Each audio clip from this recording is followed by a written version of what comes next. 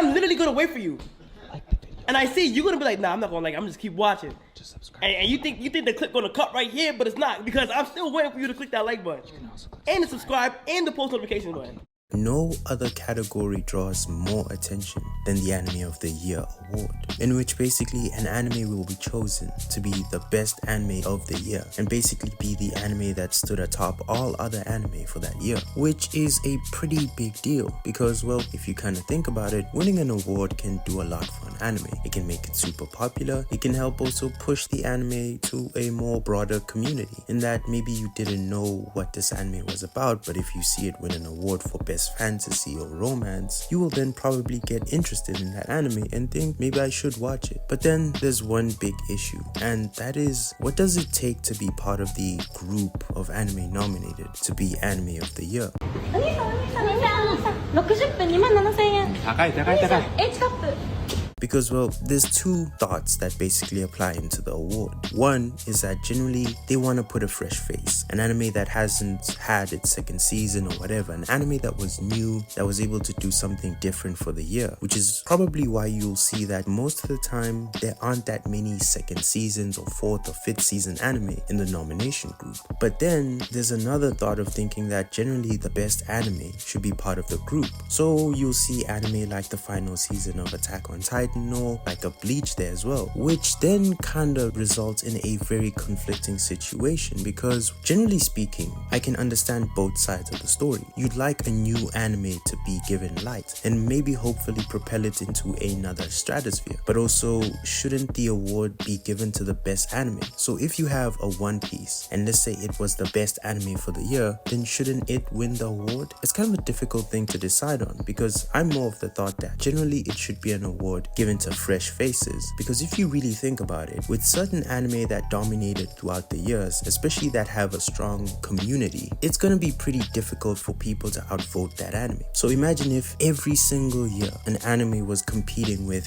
Naruto, in which ultimately the decision is decided on votes. Naruto would probably go on a decade run. How many times do we have to teach you this lesson, old man? I love the young people.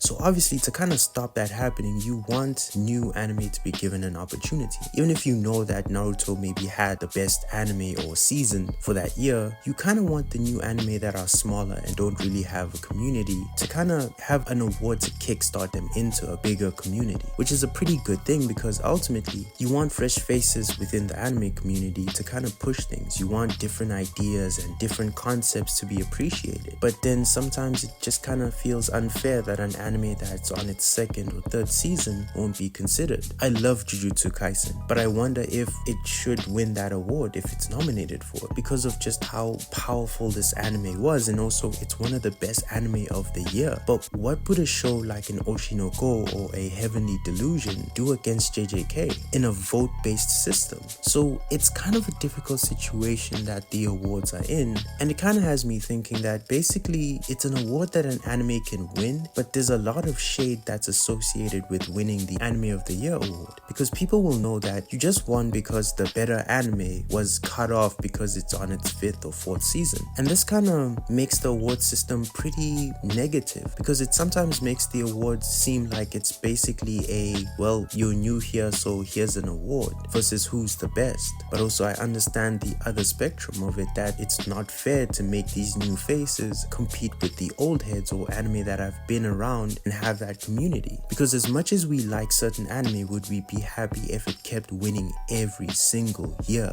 Oh, brother, this guy stinks! Because it's amazing, yes, but also the community is stronger because it's been around for longer. So ultimately, I think that the Anime of the Year award is a bit of a contradictory type of award, because I know everybody has their own favorite or anime that they believe should have been Anime of the Year. So when another anime wins that, obviously there's a lot of shade associated with that, because you'll have an idea that no, Free Ren should be the Anime of the Year, not JJK or Attack on Titan or Heavenly Delusion or Oshinoko go. So it's a bit of a difficult award to give off because there's so much politics that are involved, and it kind of has me wondering, should it be more on a cleaner system where basically people decide that an anime won based on critics, like certain awards where people will watch and say this was the best anime because it had this and this, instead of just popularity? Or is that wrong in that we should give the people the opportunity to decide what is the best anime? Ultimately, these awards are very conflicting because most of the time the anime that you love probably won't win as much as you think it should, and sometimes it's understandable. So ultimately, though we may praise the award of Anime of the Year, at the end of the day it just seems like it's up to you and what you like. But the sad thing about winning that award is that it might be an award that kind of feels cheap because it doesn't really have a system in which people can just say that this won because it's the best. It's gonna be interesting to see the results of the awards because last year was pretty good, but it's pretty clear that when you talk to different people, they have different ideas of what should have won and what deserves to be the best. So it's gonna be an interesting award given out this year.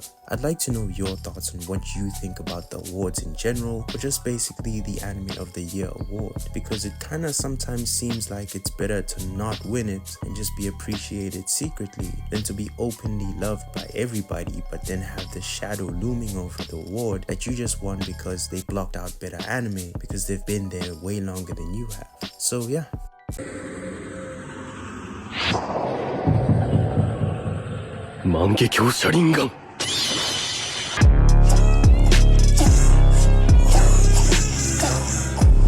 And just like that, I left everything.